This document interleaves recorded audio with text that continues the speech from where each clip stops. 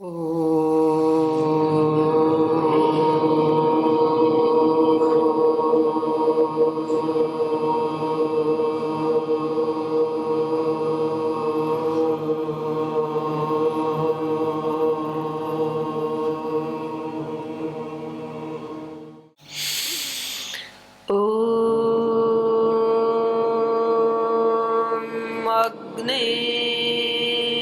व्रतपते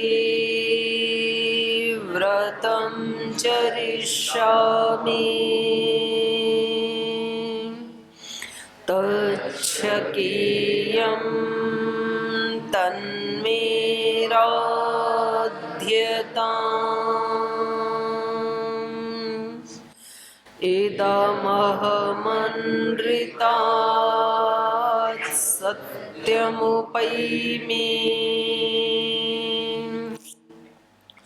ॐ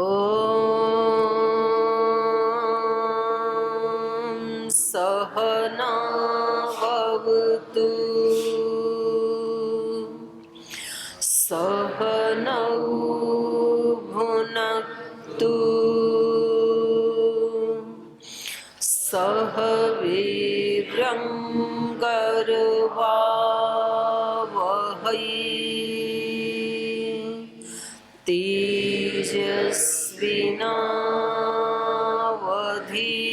तेजस्विनावधीतमस्तु मा विद्विषावहै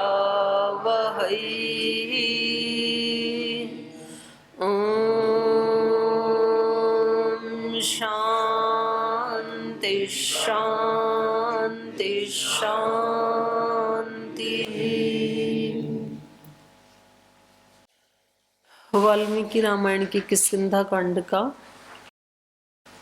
13वां सर्ग पढ़ रहे हैं और यहाँ संवाद चल रहा है श्री राम और बाली का, क्योंकि बाली निंदा करते हैं श्री राम की और उनको बहुत लंबा चौड़ा सा उपदेश भी देते हैं, राजाओं को ऐसे होना चाहिए और आपके भूमि पर आने से भूमि सनाथ नहीं अनाथ जैसी ही है, ऐसे ऐसे ऐसे। तो उसको उत्तर देते हैं श्री राम। श्री राम उनको बताते हैं कि भाई आप पहले ना अपने किन्हीं बड़े से बुजुर्गों से विद्वानों से पूछो इसके बारे में और उसके बाद आप मेरे को कुछ कहना, मैंने ठीक किया या गलत किया, क्योंकि आपको तो कोई होश है नहीं क्या गलत है क्या ठीक है इसका। लेकिन प्रामाणिक व्यक्तियों से पूछो, आप वृद्धों से आचार्यों से बुद्धि संपन्न व्यक्ति हैं उनसे। और फिर उस अपनी बात को आगे बढ़ाते हुए कह रहे हैं क्योंकि ये भूमि हमारी है, इक्ष्वाकु वंश वालों की है, ये सारे पर्वत भी और ये भूमि भी जिस पे आप राज कर रहे हैं, तो इसके चक्रवर्ती सम्राट महाराजा भरत हैं। तो आज लोकतंत्र में भी वैसी व्यवस्था है, जैसे मुख्य राजा तो हो गए पीएम और फिर छोटे छोटे राजा हो गए सीएम हर प्रांत के, फिर उनसे छोटे राजा हो गए एमपी, फिर उनसे छोटे राजा हो गए एमएलए और फिर उससे छोटे राजा हो गए सरपंच। तो ऐसे थोड़ा थोड़ा उसमें बांट के रखते हैं ना। तो उस समय भी ऐसे ही होगा, जैसे कुछ रजवाड़े हैं उनके दूसरे राजा हैं, तो किष्किंधा के राजा तो यद्यपि बाली हैं, लेकिन किष्किंधा भी जिनके अधीन है उसके राजा श्री भरत जी हैं। तो ये पूरे भारत के ही राजा हैं भरत जी। तो ये बताते हैं कि इस भारतवर्ष को ताम पालयति धर्मात्मा भरत, धर्मात्मा भरत जी इसका पालन कर रहे हैं इस चक्रवर्ती साम्राज्य का। और वो कैसे हैं? सत्यवाग ऋजु, वाणी से सत्यवादी हैं और बहुत सरल भी हैं। धर्म काम अर्थ तत्वज्ञ। आप तो धर्म की बातें कर रहे हो, केवल आपको थोड़ी पता है धर्म क्या होता है। लेकिन महात्मा भरत जी धर्म के मर्म को जानने वाले हैं, अर्थ को भी जानते हैं, काम को भी जानते हैं, इसलिए वो यथोचित न्याय करते हैं। कुछ को दंडित करते हैं निग्रह और कुछ के ऊपर अनुग्रह करते हैं, जो पारितोषिक पाने के पात्र हैं, उनको सम्मानित भी करते हैं, पारितोषिक भी देते हैं। जो अपराधी किस्म की आत्माएं हैं आपकी जैसी, उनको दंडित भी करते हैं। तो ये श्री राम का उत्तर चल रहा है यहाँ पर। तो इससे पीछे के पाठ में से कुछ पूछना है किसी को? जी। ओम माता जी प्रणाम।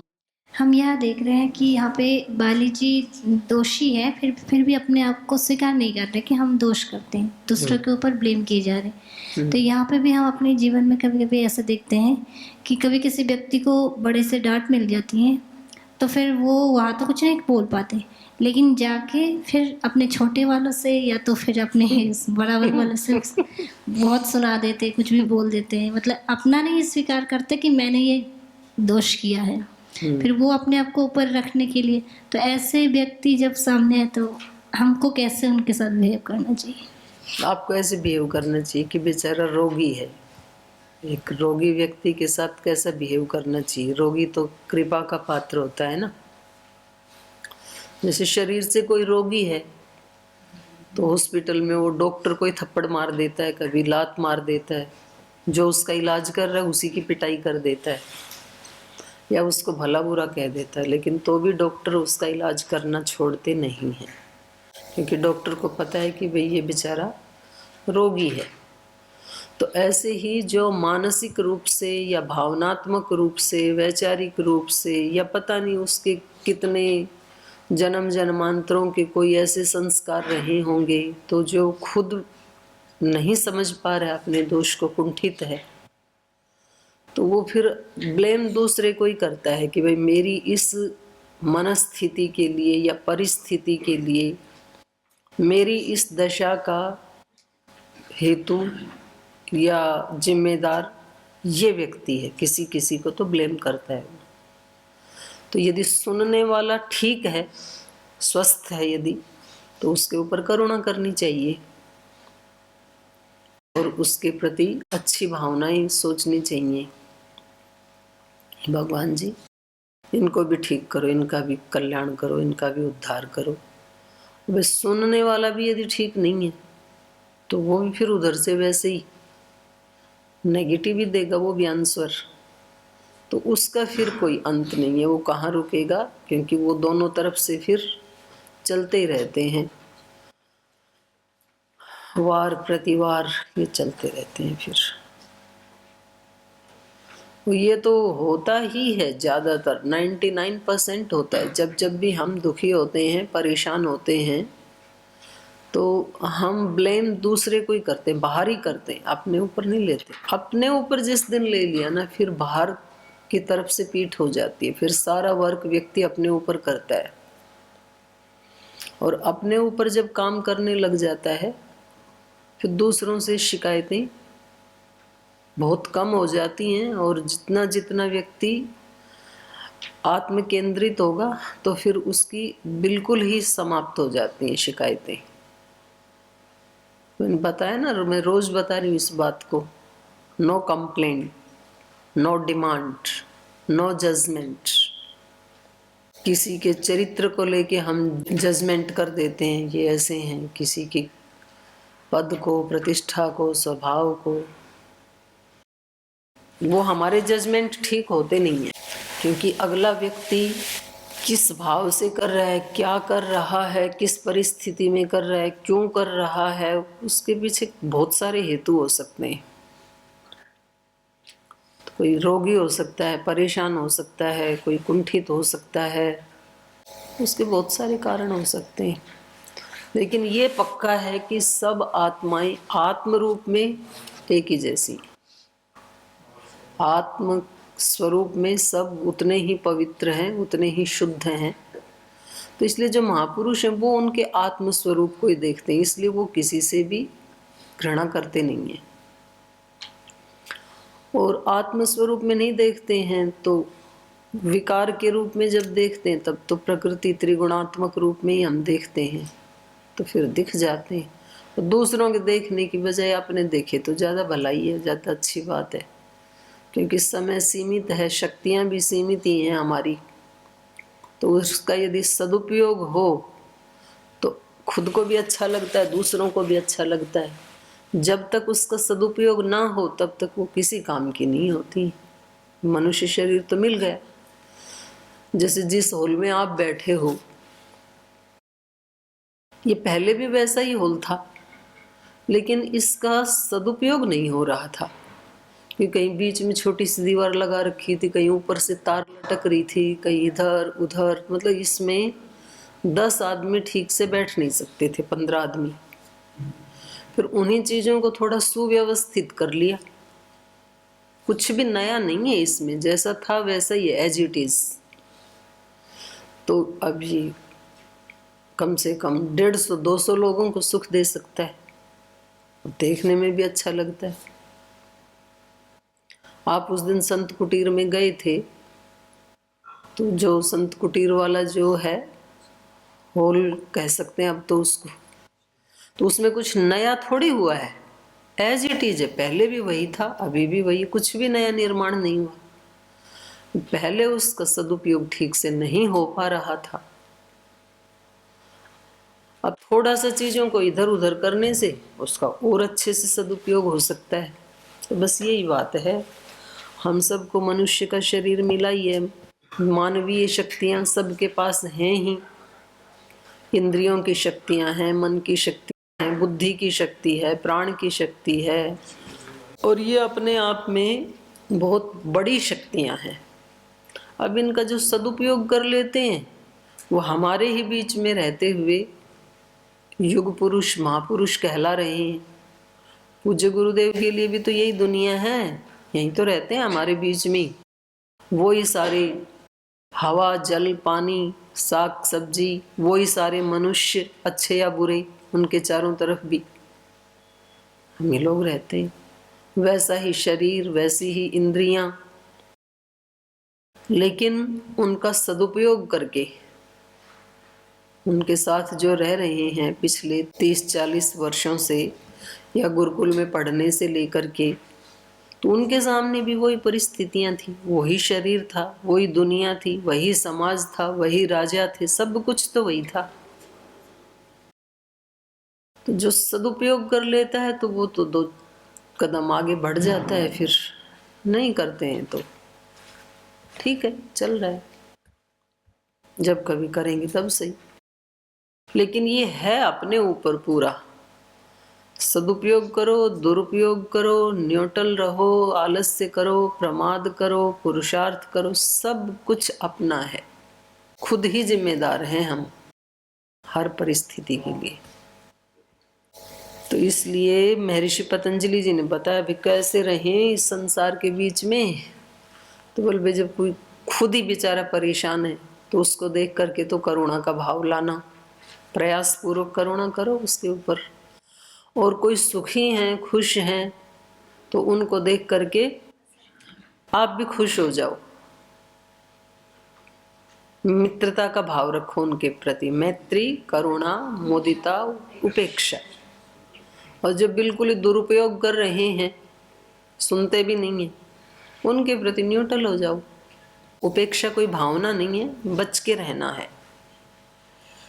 तो जो ना करुणा को समझता है, ना मित्रता को समझता है, खुश भी नहीं है, सुखी भी नहीं है, पुण्य भी करता नहीं है, तो फिर भगवान से उसकी प्रार्थना तो कर सकते हैं कि कभी ना कभी तो इनका भी उद्धार होगा, लेकिन स्वयं फिर उनसे न्यूट्रल हो जाते हैं, उदासीन हो जाते हैं। ठीक है जी भाई। ओम माता जी प्रणाम। प्रणाम बेटा। माता जी, पिछले पाठ में एक श्लोक था जिसका संदेश था कि प्राणियों की हिंसा नहीं करनी चाहिए, पर भारतवर्ष में ऐसी कई सारी मान्यताएं हैं जिसमें पशुओं की बलि चढ़ाकर देवताओं को अर्पित की जाती है शांति हेतु। तो यहाँ तक कि उत्तर वैदिक काल में भी कई सारे ऐसे यज्ञ थे जिनमें पशुओं की बलि दी जाती थी। क्या ये सारी मान्यताएं सही हैं? नहीं, वो मान्यताओं का पशु की बलि देना ये तो ठीक है, शास्त्र वचन, पर इसका अर्थ वहाँ पर क्या है वो समझने में हमारे से त्रुटि हुई। जैसे मैंने आरण्यक ग्रंथों में पढ़ा इसको, क्योंकि आरण्यक ग्रंथ तो कर्म प्रधान ही हैं। तो वहाँ पर उन्होंने इतना स्पष्ट और इतनी सरल भाषा में लिखा है संस्कृत में कि कोई भी थोड़ी संस्कृत जानने वाला व्यक्ति उसको समझ सकता है। ब्राह्मण ग्रंथों को और आरण्यकों को जरूर पढ़ना चाहिए, ये कर्म कांड में कहाँ कहाँ विकृति है उसको ठीक से जानने के लिए। तो वहाँ पर लिखा है पशु की बलि देनी चाहिए अपने देवी देवता को खुश करने के लिए, और वो बलि भी उसके कौन से अंग की कौन बलि देने से सबसे ज़्यादा खुश होते हैं, तो फिर बोले उसकी आंत में से मांस निकाल के लाना चाहिए अंदर से और उसकी बलि देनी चाहिए। फिर वहाँ उन्होंने स्पष्ट किया कि ये पशु कौन है, तो उन्होंने बताया कि ये जो हमारे काम क्रोध लोभ मोह अहंकार आदि जो हैं, ईर्ष्या द्वेष घृणा आदि जो भी नेगेटिविटी है, ये सब पशुता है। और ये पशुता कभी तो ऊपर ऊपर से होती है, जब हम किसी के साथ लड़ाई झगड़ा आदि कर लेते हैं, सुना देते हैं, सुन लेते हैं, तो ये तो हो गया ऊपर का। और कभी कभी तो ऊपर से चांस नहीं मिलता लड़ाई झगड़ा करने का, लेकिन वो अंदर घुसे रहते हैं दोष प्रसुप्त अवस्था में। तो कहा कि साधक को ध्यान आदि करके समाधि आदि लगा के, क्योंकि समाधि में तो सब दिखाई देता है, ट्रांसपेरेंट हो जाता है सारा अस्तित्व अपना भी और ब्रह्मांड का भी। तो वहाँ कहीं गहरे में भी कोई दोष छिपा हुआ है तो वहाँ से उसको निकाल के वो बलि देनी चाहिए, तो उससे फिर ईश्वर प्रसन्न हो जाता है, जो भी हमारा इष्ट देव है वो खुश हो जाता है। तो वहाँ पशु का अर्थ कुछ अलग किया है और हमने उसको पशु को इस स्थूल पशु के रूप में ले लिया, क्योंकि कुछ चीजें शास्त्रों में आलंकारिक रूप से वर्णित की गई हैं। अब जैसे न्याय दर्शन में भी है, अब गो का मतलब है इंद्रियां, और अगर हम गो को स्थूल अर्थ ले लें, जो गौशाला में खड़ा हुआ प्राणी है उसको अर्थ ले लें, तो फिर तो अर्थ के अनर्थ हो जाते हैं फिर। तो ये ठीक अर्थ न समझने के कारण, और ठीक अर्थ क्यों नहीं समझ पाए हम, संस्कृत भाषा का प्रचलन न होने के कारण। और संस्कृत भाषा का प्रचलन क्यों छूट गया, विदेशी आक्रांताओं के आकर के हमारे शिक्षण संस्थानों को नष्ट करने के कारण। नहीं तो सामान्य प्रचलित भाषा में ही संस्कृत भाषा जानते थे सब, और इसीलिए सारे ग्रंथ संस्कृत में लिखे हुए, क्योंकि और कोई दूसरी भाषा थी ही नहीं। हो सकता है आज की तरह से अगर बहुत सारी भाषाएं होती तो बहुत सारी भाषाओं में मिलते, फिर आर्ष ग्रंथ जो ऋषियों ने लिखे वो तो सारे संस्कृत में मिलते हैं। तो इससे पता लगता है कि संस्कृत भाषा ही उस समय प्रचलन में थी। तो ये बात ठीक है। एक और प्रश्न था माता जी। जी माता जी, यदि कोई व्यक्ति बर्फ वाले स्थान में रहता है तो उधर बर्फ वाले में, जी उधर अन्न तो होता नहीं है, मतलब कोई भी अन्न फसल, तो यदि वो उस स्थिति में मांसाहार करे तो क्या वो पाप की श्रेणी में आएगा या पुण्य, मतलब पाप की श्रेणी में आएगा कि नहीं? वो तो भाई पूछना पड़ेगा। श्री दयानंद जी से पूछा तो उन्होंने कहा वहाँ रहते क्यों, जब जीवन को अन्यत्र नहीं संभव है, कैसा है? नहीं, वो ये कह रहे हैं, स्वामी आर्षदेव जी कह रहे हैं, बोले वहाँ रहते ही क्यों हो, अन्यत्र भी जीवन संभव है। बोलो, आप बोलो।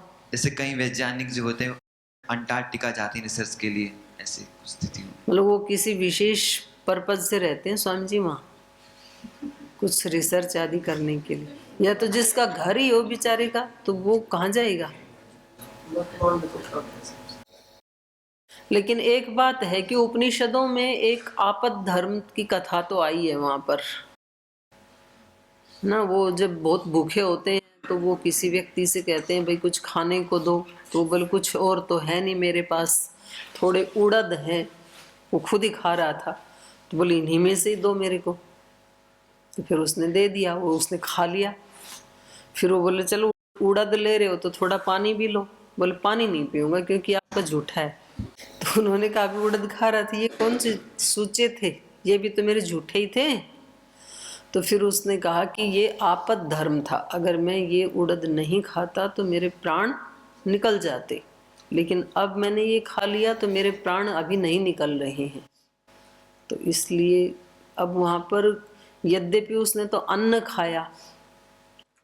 तो अब इस बात और किसी बड़े विद्वान से पूछेंगे, आपद धर्म वाली बात। और इसी प्रसंग से संबंधित ध्यान में आया था कुछ कि ये जो क्षत्रिय धर्म में जो योद्धा हुआ करते थे पहले, जैसे अभी हम देखते हैं कि जो हमारी आर्मी वगैरह है और बाहर भी आर्मी वगैरह रहती हैं, तो वो युद्ध करते हैं तो कुछ भी उन्हें खाना पड़ जाता है। क्या ये पहले भी ऐसा हुआ करता था? नहीं, अभी भी बहुत ऐसे लोग हैं जो नहीं खाते। उनको मतलब ऐसा ट्रेन किया जाता है कि कितने भी दिन हो जाए या कुछ भी हो जाए तो आप ऐसे ये खाकर भी जीवित रह सकते हैं। वो ठीक है, पर जो ट्रेनिंग देने वाले हैं वो भी कोई ऋषि तो है नहीं, तो इधर उधर से अडॉप्ट किया हुआ ही है ना ट्रेनिंग भी। तो अब यूं तो जो मिलिट्री में हैं उनको शराब देते हैं पीने के लिए, वे थोड़ी सी रोज पिया करो, औषधि है ऐसे बोल।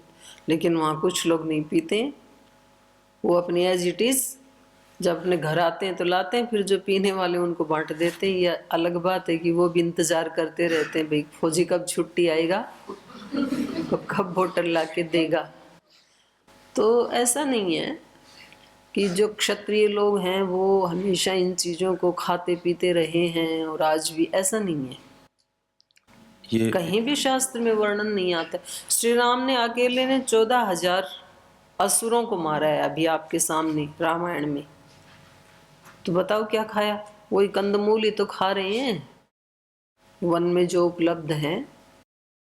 अब वन में उपलब्ध तो वहां पर दूसरे प्राणी भी हैं। 14 वर्ष कोई एक दिन में तो बीत नहीं जाते, 14 ही वर्ष में बीतते हैं 14 वर्ष। तो एक बार भी कहाँ रामायण में आया कि जी उस दिन उनको फल नहीं मिले, पत्ते नहीं मिले, इसलिए उन्होंने किसी प्राणी को मार के खा लिया। तो यही हमारे सामने परम प्रमाण है। और योद्धा भी हैं दोनों भाई, कितने असुरों का इन्होंने विनाश किया है। और ऐसे धुरंधर योद्धाओं का जिनको उस समय पृथ्वी पे कोई पराजित नहीं कर सकता था। रावण जैसे बलशाली व्यक्ति की सेना को पराजित किया, तो शाकाहारी रह के तो किया है। ये इसलिए भी उठा था प्रश्न, जैसे आयुर्वेद वगैरह ग्रंथ आदि देखते हैं तो उसमें मांस को लेकर बोलते हैं कि इसमें ये रहता है, इसमें बल ज़्यादा रहता है। वही बात है ना, मैं बता तो रही हूँ कि पता नहीं उस समय वो शब्द किस अर्थ में प्रचलित रहा होगा, जिसको आज हम मांस को मांस ही कह रहे हैं ना। तो ये भी हो सकता है कि उस समय वो उसका कुछ अन्य अर्थ, जैसे राक्षस शब्द है, तो वो उस समय जो देव कोटि, जैसे सांख्य दर्शन में देव योनियां हैं उसमें आता है, तो उसका जो अपना शाब्दिक अर्थ है वो तो अच्छा ही है। रक्षति इति राक्षस है, जो रक्षा करता है वो राक्षस है। पर आज जिसके लिए राक्षस शब्द का प्रयोग किया जाता है वो रक्षा नहीं करता, वो भक्षक बन गए, जो दूसरे को बिना ही किसी अपराध के खा जाए, समाप्त कर दे, उसको राक्षस कहते हैं आज तो यदि आज वाले अर्थ को लेकर के हम देखेंगे कि भाई इनको भी देव योनियों में गिना हुआ है, तो फिर समझ में नहीं आएगा, कन्फ्यूजन क्रिएट हो जाएगा। तो ऐसे ही आयुर्वेद आदि में भी मांस किसके लिए प्रयुक्त हुआ है, एक तो ये बात है, और दूसरी ये बात है कि औषधि एक अलग चीज है।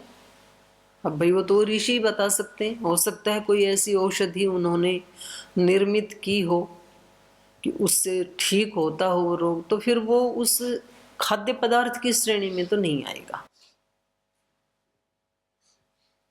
तो अपने लिए सबसे बढ़िया ये है कि अपने व्यायाम करो, प्राणायाम करो, सात्विक आहार खाओ, तो ऐसी बीमारी होगी नहीं जिसमें कुछ मांस आदि खाना पड़े। हम महाराज जी तो रोज दावा करते हैं कि मेरे को चिकित्सा वाला विभाग दे दिया जाए, पूरे देश का नहीं पूरी दुनिया का, और मैं सबको ठीक कर दूंगा। तो वो तो योग में इतनी शक्ति उन्होंने अनुभव की है और करोड़ों लोगों के ऊपर अनुभव की है, तो इससे ये सिद्ध हो जाता है। अच्छा, तीसरी बात ये है कि उनमें प्रक्षेप भी हो सकता है। हमारे ऋषियों को बदनाम करने के लिए जैसे पुराणों में बहुत प्रक्षेप हो गया, तो हमारे संतति जो है, हमारे बच्चे हैं, उन्होंने पुराणों को खोल के देखना ही बंद कर दिया।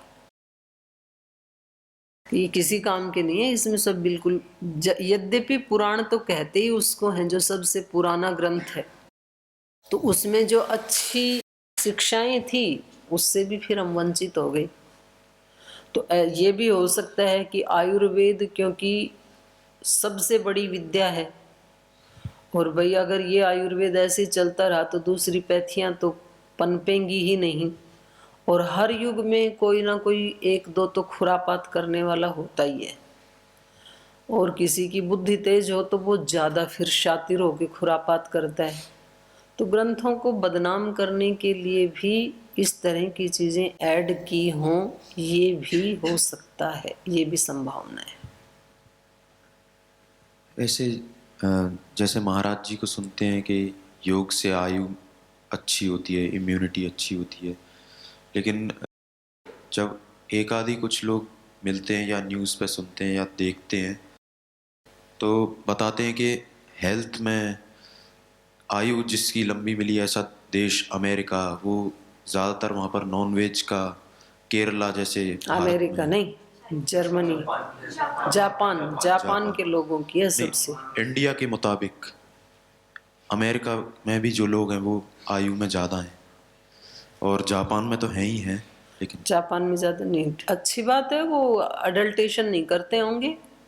अब भारत में हर चीज़ में मिलावट करेंगे तो फिर इसका जिम्मेदार भारत थोड़ी है, हम हैं इसके जिम्मेदार। तो और ये भारत में देखते हैं तो समुद्री तटीय इलाका है केरला, तो वहाँ पर बताते हैं कि औसतन आयु सबसे ज़्यादा पाई गई।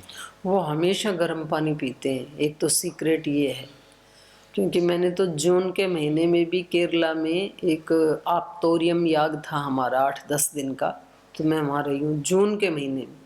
उत्तर भारत में तो जून में पानी की वो बड़ा सा तांबड़ी सी भर के रखेंगे, उसमें बर्फ़ डाल देंगे और शरबत आदि डाल देंगे, वो पिलाते हैं लोगों को। और वहाँ इतनी तपती धूप जून की, वहाँ भी अच्छी इतनी ही गर्मी थी, और उसमें पानी बॉईल करके रखा हुआ था, मतलब एक करेला ऊपर से नीम चढ़ा।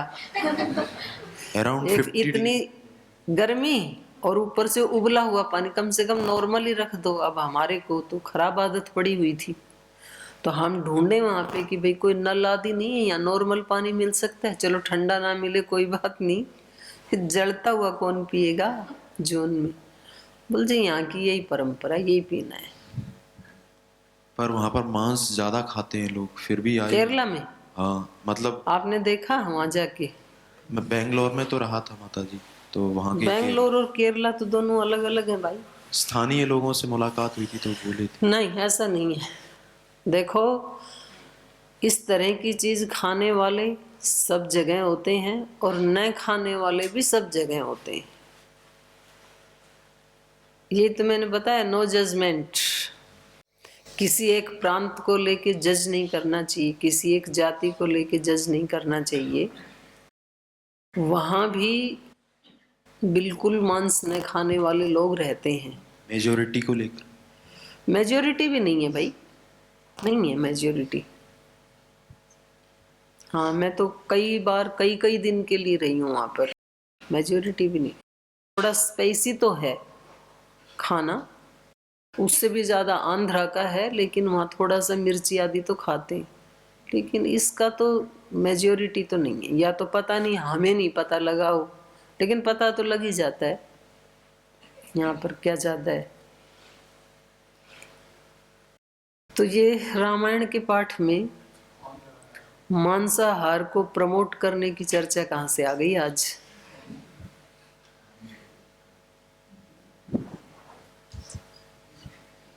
बताओ, आपसे ही पूछ रही हूँ। बस ऐसे ही बलि प्रथा का प्रसंग चला था, तो मैंने बताया ना, शास्त्र का प्रमाण दे के बताया ना, आरण्यक और ब्राह्मण ग्रंथों का। इस वजह से मन में प्रश्न उत्पन्न हो गया कि मांस के क्या लाभ थे, इस वजह से मांस को ये प्रमोट तो नहीं किया उदाहरणों में, यज्ञ में बलि का। देखो, समाज में धारणाएं बन जाती हैं। अब धारणा बन गई कि बादाम ज़्यादा ताकत देता है, मूंगफली कम देता है, लेकिन अब यदि आप उसका डॉक्टर अनुराग जी से पूछोगे तो माइनर डिफरेंस है। कुछ बड़े लोग जिन चीजों को प्रयोग करने लग जाते हैं ना, उनको फिर सब करने लग जाते हैं।